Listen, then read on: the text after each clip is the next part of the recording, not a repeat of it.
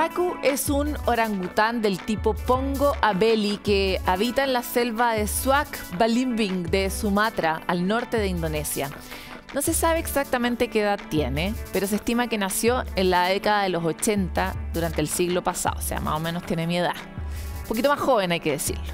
Este ejemplar estaba siendo estudiado por profesionales del Instituto Max Planck en Alemania, cuando en junio de 2022 escucharon fuertes gritos de una pelea, algo que es propio de los orangutanes. Posterior a eso, los investigadores notaron una visible herida en el rostro, que la veíamos recién en el video, la que llevó inmediatamente al animal a buscar hojas de Fibraurea tinctoria, una planta trepadora propia de la selva del sudeste asiático. De hecho, muchas de las comunidades locales de allí la usan como una hierba medicinal para poder combatir enfermedades que van desde la diabetes hasta la malaria, pasando incluso por problemas digestivos, o sea, propiedades tiene muchas.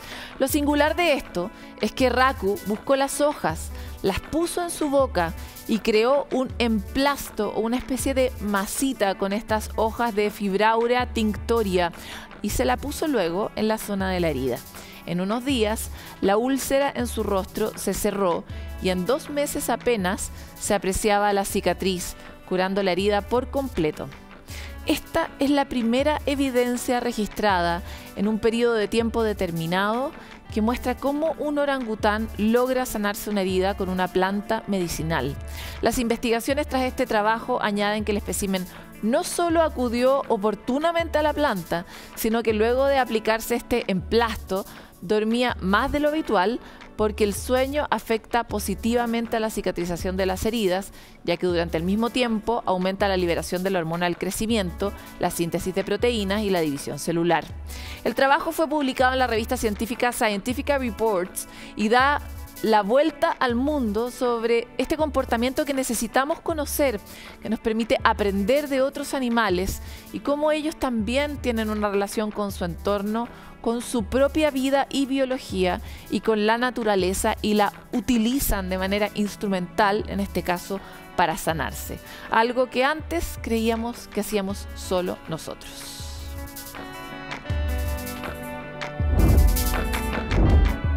Bueno, y para seguir en la misma línea de cómo tenemos que cambiar nuestra relación con los animales, es que les quiero contar una oportunidad única que tuvimos en Futuro 360, porque en el marco de la 4ª versión del Festival de Cine de Vida Salvaje y Medio Ambiente Latinoamericano Santiago Wild, el que se va a desarrollar de manera presencial y también online durante 3 días, donde va a haber charlas, paneles, workshops, funciones presenciales y va a haber un montón de exponentes nacionales e internacionales de aquellas personas que están realmente trabajando por documentar la naturaleza y llevarnos su maravilla, ¿no?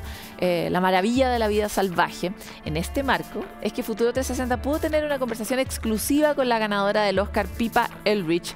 Es la codirectora del famosísimo y realmente no solo ganadora del Oscar, ganadora a nivel global de festivales de documentales, Mi Maestro Pulpo. ¿La vieron? Conmovedora película, fascinante, y les quiero contar la conversación que pudimos tener a continuación.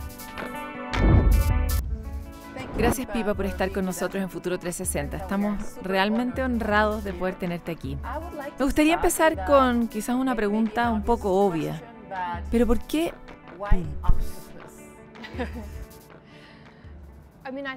Bueno, creo que esa fue una decisión que el universo tomó por mí. Estaba buceando en los bosques de algas y conocí a Craig Foster, y él me contó la historia sobre esta especie de relación que formó con un pulpo. Y así fue como empezó. Pero sí, son criaturas completamente fascinantes y mágicas, así que no me tomó mucho tiempo darme cuenta y decir, vaya, hay algo muy profundo y complejo aquí. ¿Y tú habías notado la magia o la importancia de los pulpos antes de hacer esta película? No, creo que de hecho no había pensado mucho en los pulpos antes. Y mi primera experiencia real para empezar a comprenderlos fue el aprender a encontrarlos. Y no son criaturas fáciles de hallar. ¿Podrías compartirnos alguna pista de cómo encontrarlos? La pista está en el documental. Si tratas de encontrar un pulpo, básicamente estás pendiente de su basura. Y cuando eres un pulpo, tu basura son conchas o serían conchas de lapas o abalones o cangrejos a veces. Así que básicamente vas nadando y de repente ves. Lo genial de algunas de estas conchas es que son muy brillantes, así que reflejan la luz.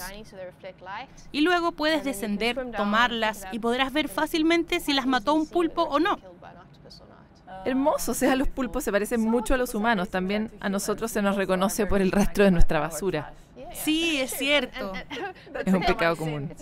Es algo muy común, pero su basura es mucho más biodegradable que la nuestra. Sí, definitivamente. Pero, ¿cuál fue la lección principal que pudiste llevarte de la realización de esta película para tu propia vida? Miraste a este animal que es tan especial, lo pudiste observar por tantos días. ¿Cuál fue tu principal lección? Bueno, creo que lo principal para mí fue que aquí tienes a esta criatura, que es tan diferente a nosotros, y no podría serlo más. Está en el extremo opuesto del árbol evolutivo como un invertebrado, pero que es muy complejo y altamente inteligente y tiene esta vida increíblemente rica, inspiradora y dramática. Y creo que eso fue lo principal que me llevé. Para mí, todas las cosas en este planeta tienen una historia y un deseo por vivir y reproducirse. Y hay algo que te hace más humilde sobre eso, cuando empiezas a ver el mundo. Y no creo que se limite a los animales. Las plantas tienen similarmente una compleja y rica, puedes llegar a llamarla conciencia inclusive. Estaba revisando algunas entrevistas que diste antes y sentí que algo que estaba debajo de tu trabajo haciendo esta película fue como una especie de proceso meditativo, porque fue un proceso íntimo. Estuviste todo el tiempo mirando debajo del agua y decidiendo qué lenguaje es ese y tratando de comprenderlo. Así que, ¿podrías decirme algo sobre eso? Sí, bueno, parte del proceso analítico, casi que fue una promesa que hice, fue básicamente lo mismo que hizo Craig, que era bucear todos los días. Fue muy increíble. Solo entrar al agua cada día durante los 3 años que estuvimos haciendo el documental. Sin trajes de neopreno, sin el equipo de buceo, en serio fue completamente transformador. Porque trabajamos con el pulpo, claro, pero también con todos los demás animales en el bosque de algas. Y tú eres... Y ese ambiente se convierte en un humano el que estás visitando, supongo. Y notas cuando el viento cambia, cuando una corriente diferente se entromete y trae grandes grupos de medusas, por ejemplo.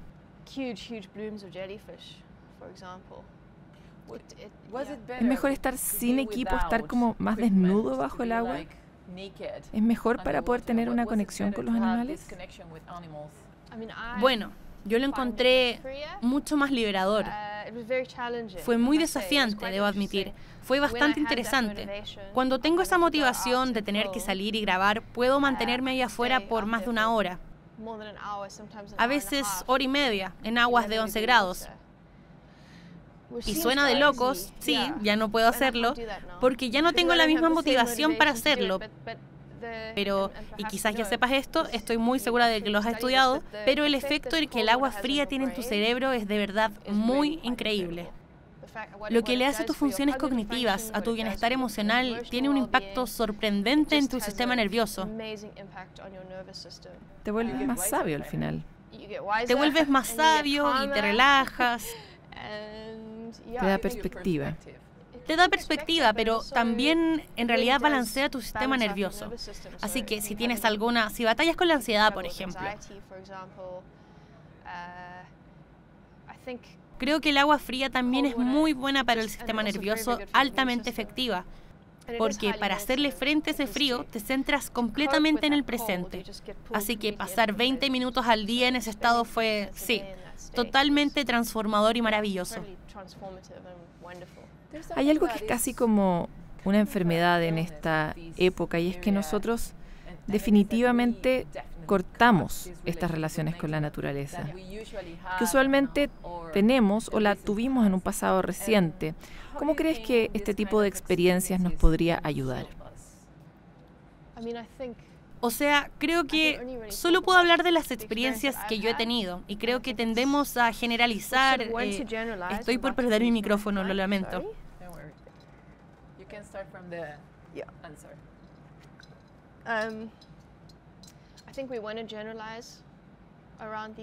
Creo que queremos generalizar en torno a este tipo de cosas,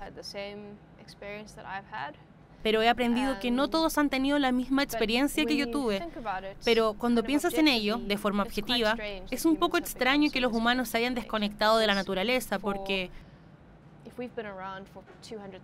si hemos estado aquí por 200 millones de años, hasta hace algunos 10.000, durante la Revolución Agrícola, cada cosa que hicimos en aquel tiempo dependía de nuestro entendimiento de la naturaleza y nuestra relación con ella.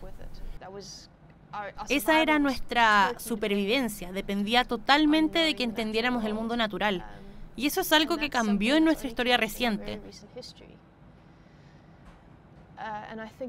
Y creo que ha sido terrible para nuestra psiquis. Como seres humanos, creo que ha sido muy perjudicial, en especial para nuestro planeta. Me gustaría ahondar en esta relación que tenemos con los animales y la vida en general aquí en la Tierra, porque durante los últimos al menos 200 años, ¿no? De hecho creo que mucho más, nos hemos relacionado desde un lugar de superioridad frente a la naturaleza y todo lo que incluye, pero esta película nos permite pensar que quizás podríamos tener distintos tipos de vínculos, más horizontales, que de verdad podríamos llegar a amarlos, no solo a un perro, sino también a un pulpo. ¿Cuál crees que es la posibilidad que tenemos realmente para cambiar esta relación con la naturaleza y los seres que están en ella?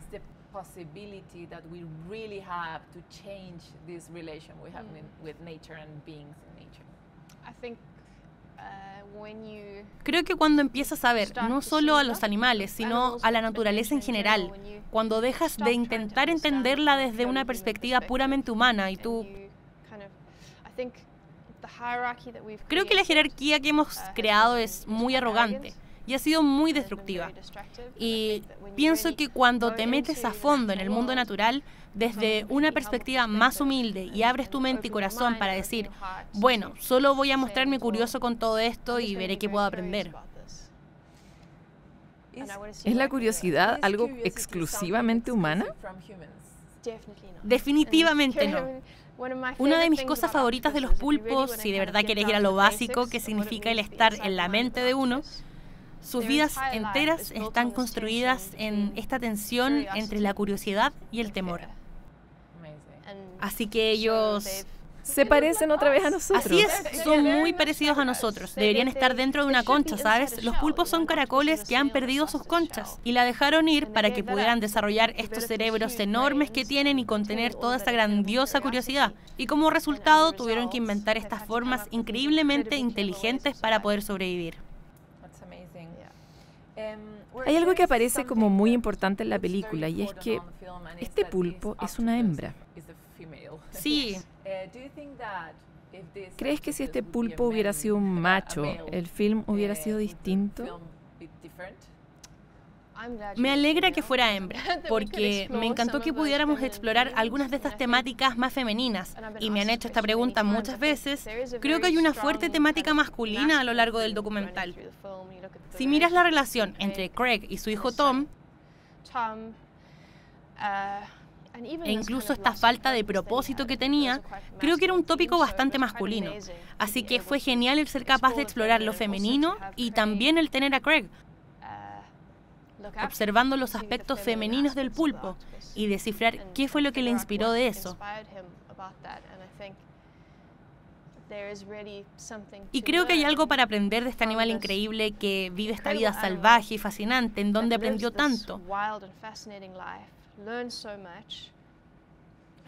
Y que luego lo da todo para su siguiente generación. Y quiero decir, es algo instintivo lo que ocurre. Pero me resulta extraño que los humanos no pensemos así. Solo pensamos en el ahora. Y si le damos un vistazo a las decisiones que hemos tomado, es bastante claro que no nos hemos preocupado de todas las generaciones que vendrán después de nosotros. Y es un pensamiento muy de cambio climático. sí. Perfecto para este momento, ¿no? Es perfecto para el ahora y creo que si observas a las culturas indígenas, ellos solían pensar en lo que hacían y miraban mucho hacia el futuro. Y se preguntaban qué implicarían sus acciones en el ahora para el después. Y de alguna manera nos olvidamos de cómo pensar así.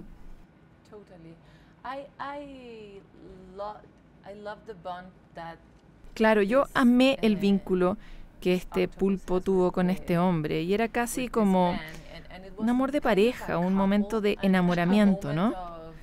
Así parecía y me gustaría saber cuán real fue. ¿Cómo lo percibiste tú al trabajar con el material?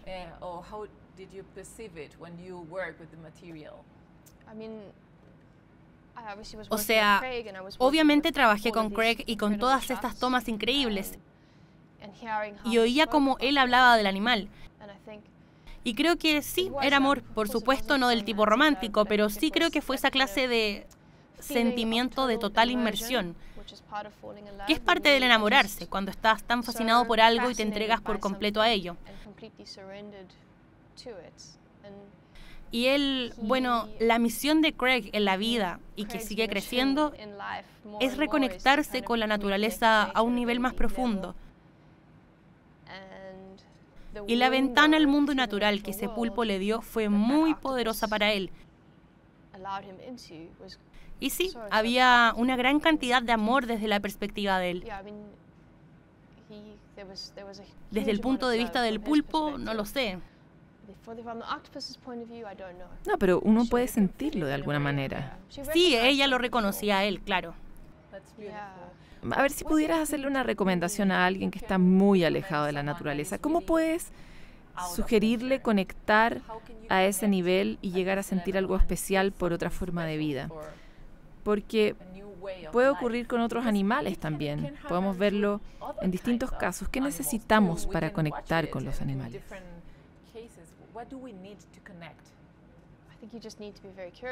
La verdad creo que se necesita ser más curioso y creo que podrías conseguirlo con una maceta en tu casa. Ahí está el punto. Creemos estar desconectados, pero la verdad es que hay naturaleza por donde mires. Y creo que mi primer consejo es que te conectes con tu propio cuerpo, ya sea a través de la meditación, la danza, el yoga, pero adentrarse con todo el mundo natural para solo pasar el tiempo, estar presente en esos espacios e intentar comprender cómo algo funciona desde el nivel más fundamental. Cuando empecé a trabajar con Craig, antes de que empezáramos a grabar, lo primero que me dijo fue: cuando vayas a bucear, sácale una foto a todo lo que veas y aprende cómo se llaman. Y cuando ya sabes qué es cada cosa, puedes empezar a ver cómo interactúan con otros. Somos personas de lenguaje, aprendemos a través de él. Muy cierto. Es muy importante para nosotros darle un nombre a algo, ¿no?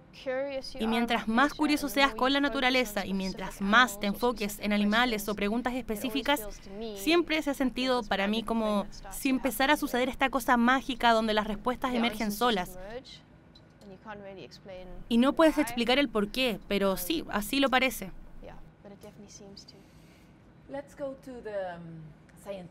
Vamos a la parte científica. ¿Cuál crees que es el rol de la ciencia en esta película? O sea, creo que consultamos a varios científicos para que pudiéramos contar esta historia. Y hallamos posiblemente a la única psicóloga de pulpos en el mundo. Necesito conocerla. Sí, se trata de la profesora Jennifer Mather. Y ella vino a Sudáfrica, le enseñamos todo el material y casi que nos sentó y nos dijo, bueno, lo que estaba haciendo el pulpo aquí y aquí y aquí. Y cómo era que pensaba, porque, bueno, ella es una psicóloga que se especializa en cefalópodos. Y fue ella la que nos explicó acerca de la curiosidad versus el miedo y con ello vino... Así que ella les enseñó a hablar pulpo. Fue ella quien nos enseñó a hablar con ellos, exacto. Y los pulpos sí tienen su propio idioma, ¿sabes? Ellos hablan a través de su piel y su lenguaje corporal. Y ella nos enseñó a interpretarlo. Y de hecho son cosas súper básicas. Hay un poco de ello en la película. Como el crear grandes parches largos alrededor de sus ojos para lucir como animales más grandes y terroríficos, por ejemplo. O volver una mitad de su cuerpo blanco y la otra mitad muy oscura para confundir a otros. El cambiar totalmente su figura para que otros animales no lo reconozcan. ¿Esto es un pulpo o no? Es lo máximo, eso es algo que de verdad no sabía, increíble. ¿Tú crees que, bueno, cuál es el rol de la ciencia si queremos cuidar la naturaleza ahora mismo?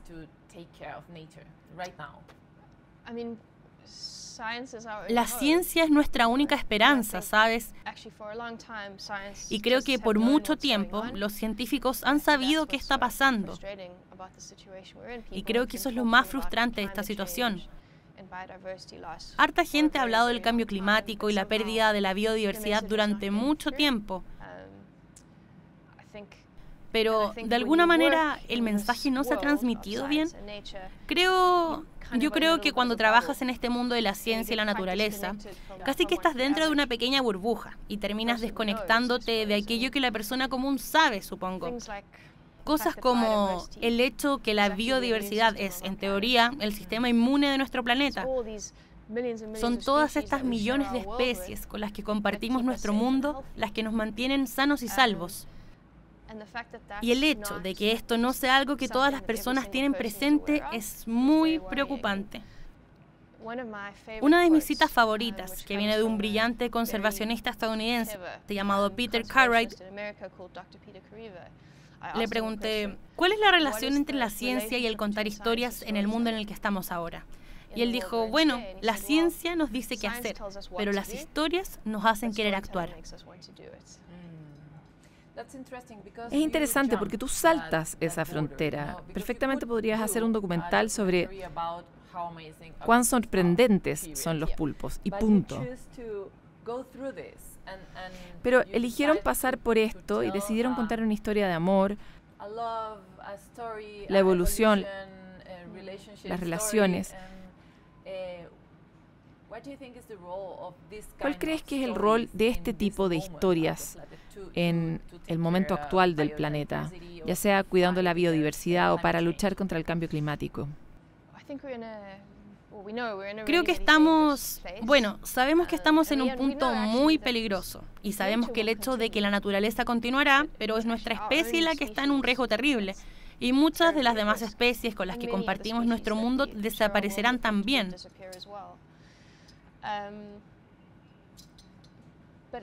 Pero de alguna manera le es muy difícil a los humanos entender qué significa esto en verdad y el poder de las historias, el poder de contar un relato acerca de un humano y un animal. Es que, como audiencia, podemos ubicarnos en la experiencia de aquel que vemos en pantalla y podemos sentir lo que ellos sienten y quizás entender los dilemas que enfrentan en la historia. Y creo que son esas experiencias emocionales las que, con algo de suerte, se traducen en algún tipo de acción en masa. Eso es lo que realmente necesitamos ahora. Ahora hay un problema terrible en la protección de los océanos. Y es que, de hecho, no somos animales marinos.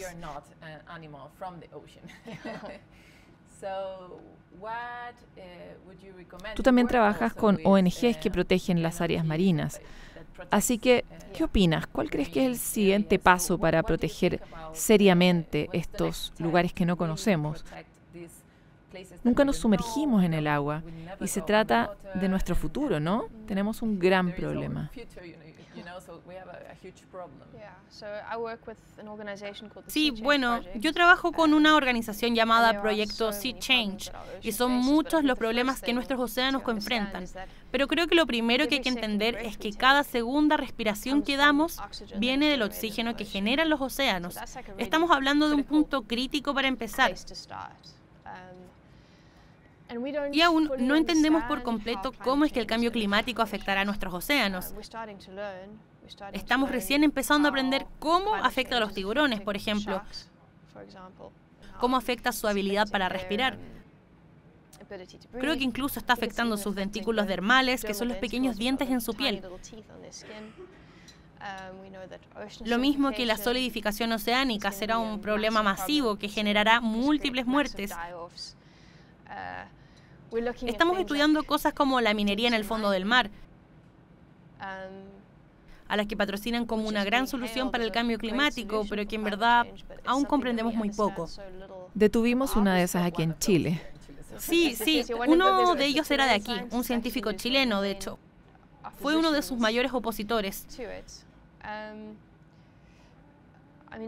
Bueno, supongo que mientras más historias contemos sobre el océano, mejor. De hecho, alguien me contó una historia, creo que hizo una encuesta o algo, de que si le preguntas a 100 personas si preferían ir a lo profundo del mar o al espacio, la mayoría prefería lo segundo. Hay más marketing de eso. Más marketing, exactamente. Creo que el océano necesita un marketing mejor. Pero sí creo que está cambiando. Creo que hay mucha más curiosidad en torno a él. Y bueno, no tenemos branquias, no estamos diseñados para vivir bajo el agua. Así que es un sitio mucho más misterioso para nosotros. También es mucho más complicado hacer películas del océano, investigaciones científicas sobre él. Es inclusive mucho más caro. Es más costoso, sí. Bueno, hay algo que dijimos antes cuando empezamos la entrevista y fue cómo esta historia te cambió a ti. Y la posibilidad de ver todo el ciclo en una sola película. La vida de alguien. Porque al final del día, la pulpa era alguien. Y vivimos con ella, descubrimos cosas de ella, sufrimos, nos preocupamos por ella cuando se lastimó y luego... Bueno, no voy a contar el final de la película porque algunos no la han visto, pero ¿cuál fue tu aprendizaje al contemplar este ciclo de vida y muerte que esta película te regaló?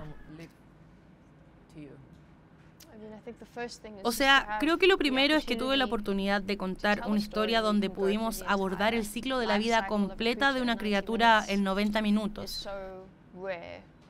Es muy raro y una de las cosas más especiales de los pulpos, creo yo, que, como lo decía Craig, viven rápido y mueren jóvenes. Como Bob Dylan. Como Bob Dylan. Inclusive más rápido que Bob Dylan.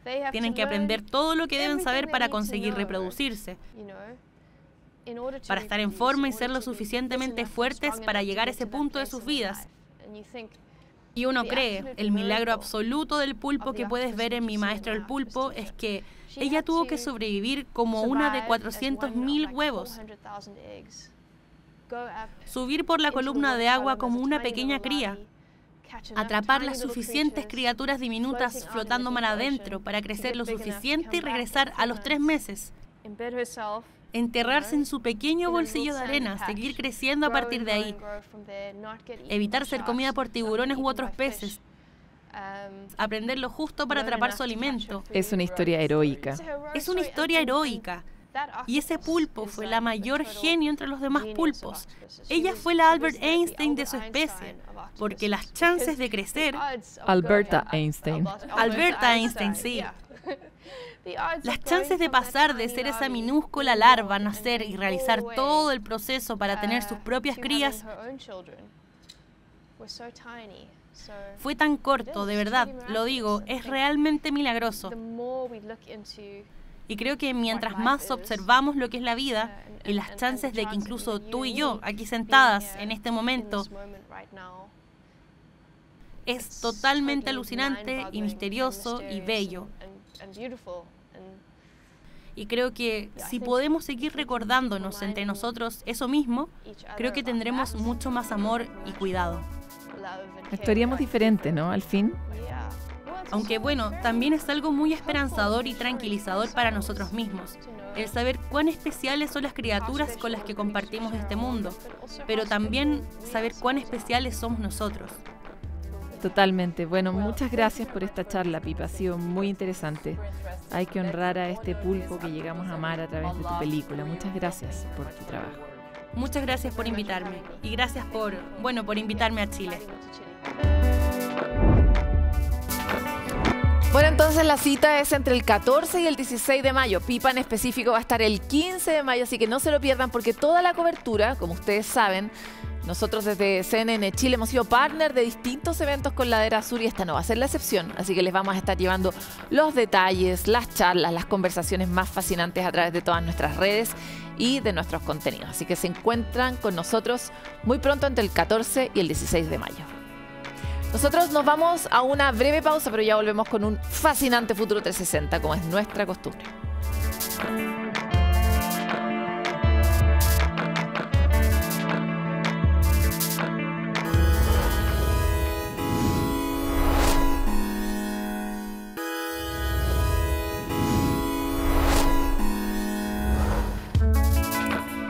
En el marco de nuestro compromiso con la carbono neutralidad y con nuestro propio desarrollo, es que el Comité Estratégico del Gobierno entregó el Plan de Acción de Hidrógeno Verde. ¿Cuáles son sus etapas? Camila Eguía se sumergió en este informe y nos cuenta más en la siguiente nota. Tras casi un año de trabajo, el presidente Boric recibió el Plan de Acción de Hidrógeno Verde 2023-2030, que marca una hoja de ruta de 7 años para que Chile sea el principal exportador de energía limpia del mundo. Iniciativas como esta representan lo mejor de nosotros. Esto no es obvio. Conozco muchos países en donde esto no sería posible. Documento marcado por la transversalidad de su comité estratégico. Esto dentro del marco de la Estrategia Nacional de Hidrógeno Verde. Una de las primeras decisiones que tomamos fue hacer de esto una política de Estado. Que cuando pensamos en el país, nos vamos más allá de nuestras diferencias legítimas, somos capaces de construir acuerdos. Esfuerzo colectivo desde los diversos grupos, ¿no es cierto? El mundo privado, el mundo público, la sociedad civil. Se trata de un plan que contempla 81 medidas que se reparten en 18 líneas de trabajo y 2 periodos. El primero de ellos entre 2023 y 2026, donde se busca preparar todo lo que tiene que ver con condiciones regulatorias, sociales y laborales para el desarrollo de la industria. Los costos de la energía en este momento realmente no permiten que los proyectos tengan una evaluación positiva. Otro tema también tiene que ver con los plazos para los permisos, que es una petición transversal de la industria, no solamente del hidrógeno, ¿verdad?, que realmente los plazos sean más cortos y que sean además predecibles. Si yo tengo que hacer, por ejemplo, una desaladora para obtener agua, si me pasas la plata hoy día, el 2028 va a salir la primera gota. Los permisos son en este momento el gran cuello de botella. Y para lo cual existen 2 proyectos de ley que son parte del pacto fiscal, ¿verdad? Una reforma integral al sistema de evaluación de impacto ambiental y de permisos sectoriales. El segundo periodo responde a la materialización del ordenamiento territorial y formación de capital humano. En Chile existen 67 proyectos de hidrógeno verde. El 18% de ellos están en la región de Magallanes, donde existen desafíos para hacer posible la expansión y el desarrollo de esta industria. La región de Magallanes hoy día es el 1% del PIB nacional. Se desarrollan 4 de los 20 proyectos que hoy día están en desarrollo en la región. Podríamos llegar al 2 al 13%. Tenemos que construir más de 100 kilómetros de una doble pista para hacer factible que los equipamientos de esta industria se coloquen a disposición en nuestros territorios, pero también hoy día Magallanes tiene 2 pequeños puertos y hay que transformarlo eso probablemente en 5 grandes puertos, y eso tenemos que hacerlo en pocos años, en 5 años. Sin embargo, desde el panel ciudadano sobre hidrógeno verde aseguran que la información sobre el impacto de la industria en la región no ha sido transparentado. Es un plan y haces consultas públicas, pero no has transparentado cuáles son los riesgos y los posibles impactos de una industria, es muy difícil que la ciudadanía participe con conocimiento de causa. No tenemos normativa. Entonces, por ejemplo, Magallanes, si tú ves el mapa de Corfo, con los proyectos que están proyectados, la superficie proyectada equivale al 47% de la región metropolitana. Y no tenemos ningún instrumento, por ejemplo, evaluación de carga, algún instrumento que nos ayude a decir, mira, aquí sí, pero aquí no. Todo esto en medio del proceso de descarbonización y transición energética. Los desarrollos del marco regulatorio, también de los efectos de la competitividad de estas políticas, creo que no se van a ver antes de 10 años. El tiempo de llegar al mercado con un producto a nivel comercial no es infinito. Está determinado por la llegada de otros proyectos que van a competir con los proyectos de Chile. Actores de la industria establecen que en el mundo ya se proyecta la comercialización del hidrógeno verde en 3 años más, en mercados relevantes como el europeo e incluso el chino. Un hito dentro de una industria incipiente, pero que tiene mucho por implementar. Con la llegada de los días fríos, distintos sectores de América Latina redujeron el impacto y el riesgo de los mosquitos. Sin embargo, el dengue sigue entre nosotros en países como Argentina o Brasil, que ya se han visto gravemente afectados por la presencia de esta enfermedad. Magdalena Fuenzalida, periodista del área de Futuro 360, reportó el estado de avance de esta enfermedad en el país y este es su informe.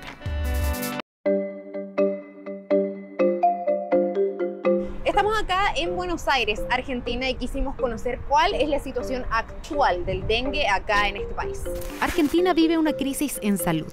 De acuerdo al último boletín epidemiológico del Ministerio de Salud Trasandino, los casos de dengue contabilizados este 2024 llegan a los 420.867 y a pesar de que las temperaturas han disminuido, sigue siendo foco de preocupación. En mi caso particular tuve la suerte de poder hacerme de lo que se conoce como un insecticida repelente, que es cutáneo y bueno, se aplica y bueno, ahuyenta a los mosquitos. Mi gente de España me ha traído repelente, porque como acá no había y no habíamos tenido la información que corresponde para que todos estemos al tanto de cómo manejarnos, y sí, me preocupa y me cuido. El repelente no hay nada, no nos dan nada, así que esperando, no sé, ahora que venga el frío supuestamente tendría que estar ya dejando de ver tanto mosquito, pero bastante complicado, mucha gente con dengue. Yo ya tenía repelentes que había comprado el año pasado y me estoy cubriendo con ropa por más que los días que haga calor.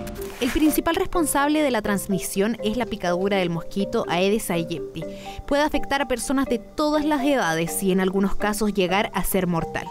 Es transmitido a humanos a través de mosquitos infectados y no mediante el contacto directo de una persona con otra. Hay distintas medidas en relación al control del dengue.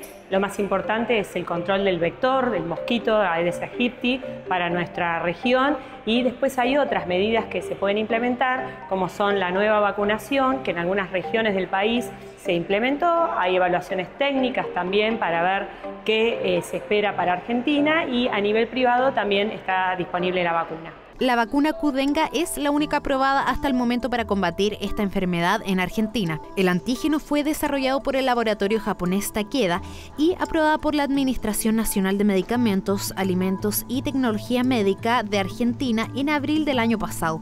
Aunque hasta el momento la Organización Panamericana de la Salud no recomienda que esa vacuna sea incorporada en los programas de inmunización nacionales de los países. Bueno, la vacuna está aprobada por nuestra entidad regulatoria, que es la ANMAT, a partir de los 4 años, sin límite de edad.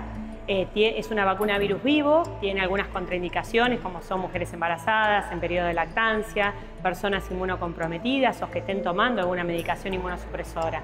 La vacuna está disponible en el país en el sistema privado, y a nivel público hay ciertas regiones de alta circulación del virus del dengue en donde han implementado a nivel local una campaña de vacunación. La actual epidemia se atribuye a los efectos del fenómeno climático del Niño, que elevó las temperaturas y aumentó las lluvias en todo el país.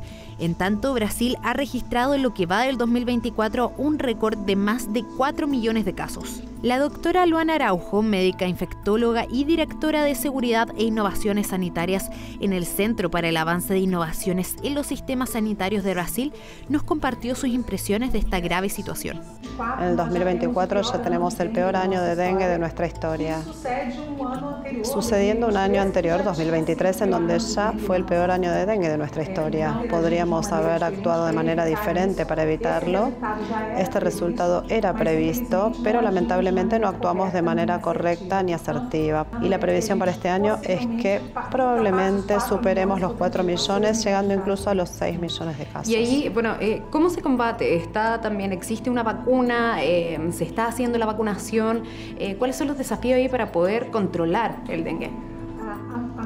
La mejor manera de controlar la enfermedad es controlar al vector, al mosquito, incluso porque no solo transmite dengue, sino Zika y chikungunya. Entonces, logrando controlar al vector, mejoraremos mucho los resultados. En medio de la actual crisis climática, la Organización Panamericana de la Salud estima que cerca de 500 millones de personas en las Américas están actualmente en riesgo de contraer dengue. Utilizar repelente y ropa que cubra los brazos y las piernas, colocar mosquiteros en puertas y ventanas y vaciar y limpiar los recipientes donde se almacena agua para uso doméstico son algunas de las recomendaciones para evitar la propagación del mosquito y por ende esta enfermedad que también alcanza una cifra histórica de casos en Chile. Bueno, y nos vamos rápidamente volando a una pausa, pero ya volvemos con mucho más.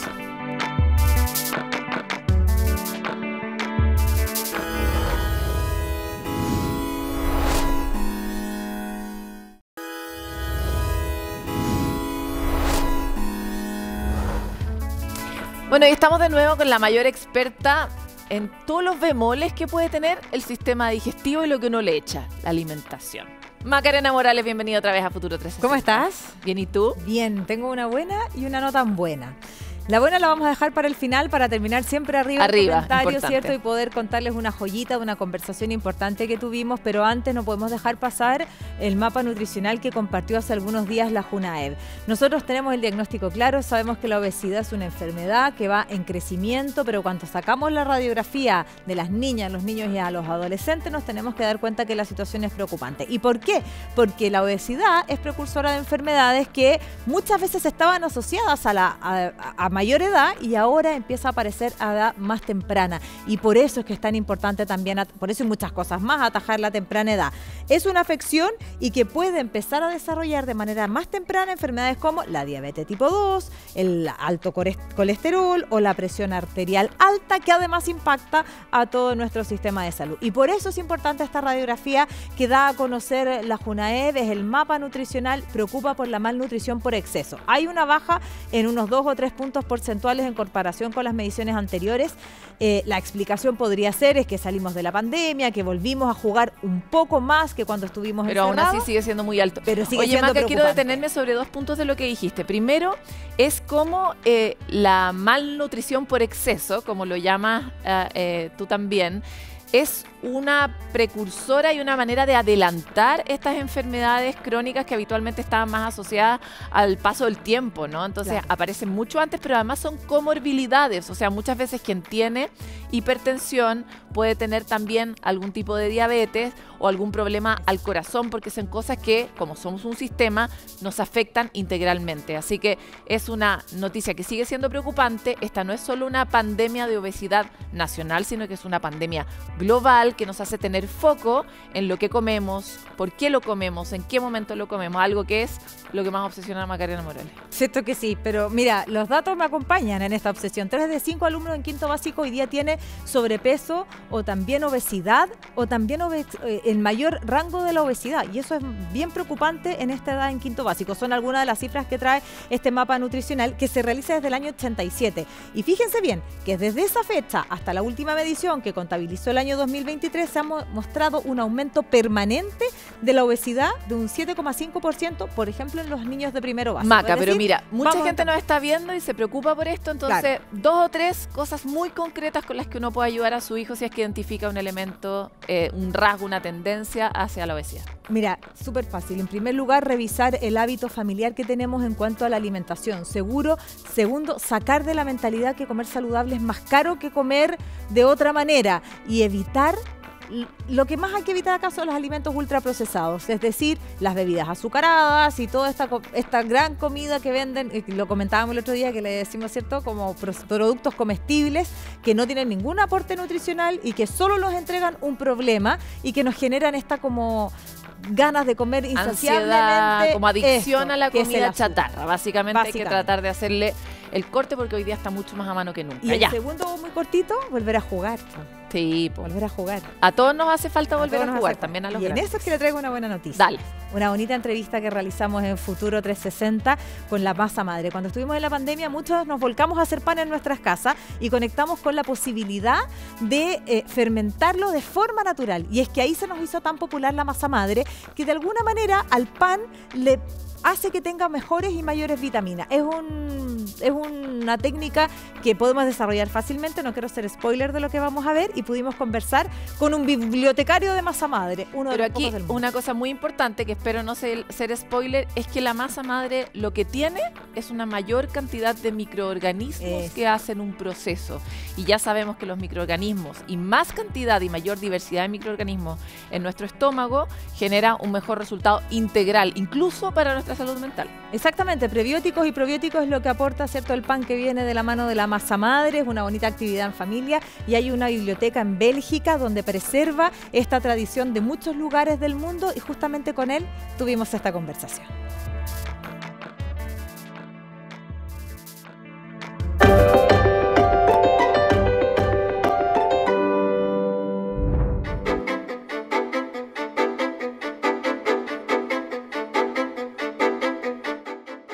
Nos encontramos en un espacio más de la ciencia en ti. La pandemia nos dejó muchas cosas, y una de ellas es que empezamos a hacer pan en nuestras casas. Fue un interesante momento que tal vez reunió a la familia, pero también es importante porque nos conectamos con nuestros alimentos. Y ahí se nos hizo conocida esta palabra, la masa madre, que parece algo nuevo, pero es algo muy antiguo. Estoy con Carl de Smeert, quien es experto en masa madre en el mundo y quien tiene una biblioteca con 144 tipos de masa madre provenientes de distintos lugares del mundo. ¿Quién mejor para explicarnos qué es la masa madre?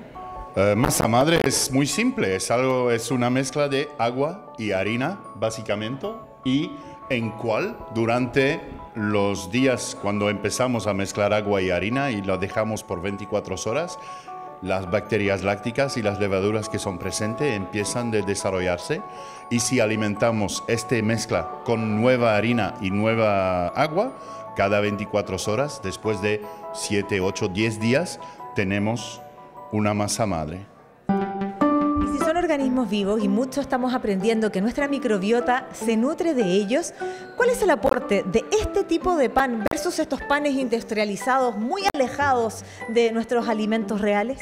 Ok, la magia de la masa madre es que contiene bacterias lácticas, y durante la fermentación, cuando hacemos pan al lado de una levadura comercial que produce pan muy rápido en poco tiempo, en una masa madre todo es más lenta, y este tiempo y la presencia de estas bacterias lácticas hace que las proteínas que durante el amasado son convertidas en una red de gluten, esta red de gluten durante la producción del pan es convertido en aminoácidos. Aminoácidos son buenos para el ser humano, y al otro lado hay la acidez, los ácidos orgánicos que producen ácido bajan el pH de la masa y permiten a una enzima que es presente en cada grano, la fitasa, de reducir el ácido fítico, que forma una barrera entre los nutrientes que son presentes en el grano o en el pan al final y nuestro cuerpo. Entonces hablamos de más de biodisponibilidad de los minerales para nosotros. Eso en grande o en corte es el influye, y también por último es la saciedad. Cuando comemos pan hecho con masa madre, tenemos un índice glicémico que es más bajo que un pan hecho solo con levadura, y así nos relaja la energía más lenta por más tiempo. Porque además la alimentación tiene que ser sustentable y sostenible, y poder conocer los ingredientes nos permite desagregar, pero además mejorar nuestra relación con nuestros alimentos y a la vez tener un impacto positivo en nuestra salud.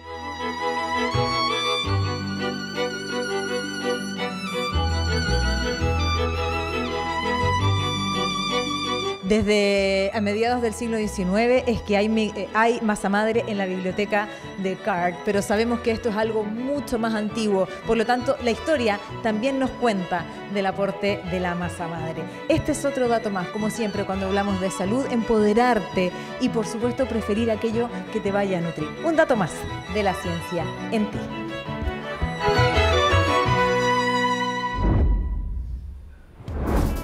Cuando hacemos pan en la casa reducimos el uso de plástico, las bolsas, es un gran aporte y no tan difícil. Es una gran cadena de beneficios adicionales, pero uno muy concreto, como para hacer una breve síntesis de esta explicación que tiene mucho de ciencia detrás, es que en el fondo nos nutre más y mejor, que nos permite regular mucho mejor la administración de la energía y la manera en que la energía, después de que uno tiene un pico como nutritivo, la cantidad de energía, cómo se dispara, es mucho más plana y constante, a diferencia de lo que ocurre con el azúcar. Entonces, clarito, si usted puede cambiar el pan típico y corriente con la levadura industrial por el pan de masa madre, hágalo. Eso va a ayudar, por ejemplo, a su hijo o hija si es que come pancito en la mañana. Y a nutrir la microbiota, que siempre tiene aportes de manera holística a nuestra salud.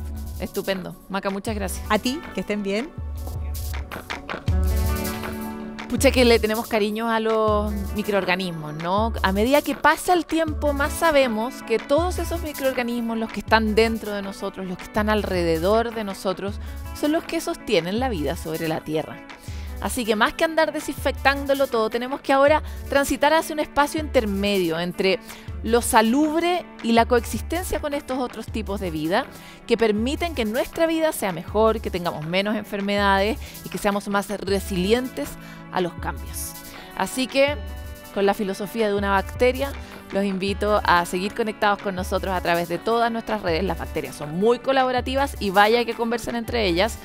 Y encontrarse con nosotros nuevamente en Futuro 360, donde seguro, cualquier futuro, cualquiera que nos imaginemos, va a estar lleno de bacterias. Así que nos vemos ahí.